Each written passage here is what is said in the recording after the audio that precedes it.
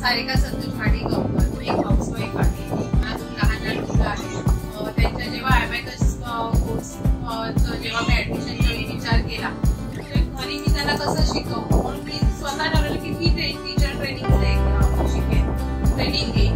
आणि एका माझ्या फ्रेंड मला किड्स इंटेलिजन्सची माहिती मिळाली. मला मॅडमला कॉन्टॅक्ट केला. त्यांनी खूप छान पद्धतीने मला सगळं एक्सप्लेन करून सांगितलं. तेव्हाही विचार केला की मी घरातल्या घरातच शिकेन आणि मला स्वतःला हे करेन. पण जेव्हा मी त्यांचं लेक्चर्स अटेंड केले, त्यांचे व्हिडिओज बघितले, त्यांचे थर्सडे लर्निंग सेशन जेव्हा मी सगळे अटेंड केले तर स्वतःला असं जाणवलं की मीही सुद्धा घरी बसून हाऊसवाईफ बसून सुद्धा मी काहीतरी माझ्या फॅमिलीसाठी फायनान्शियल त्यांना सपोर्ट देऊ शकते. मी माझ्या मुलांना शिकवू सुद्धा शकते आणि मी माझ्या फॅमिलीला सुद्धा हँडल करू शकते.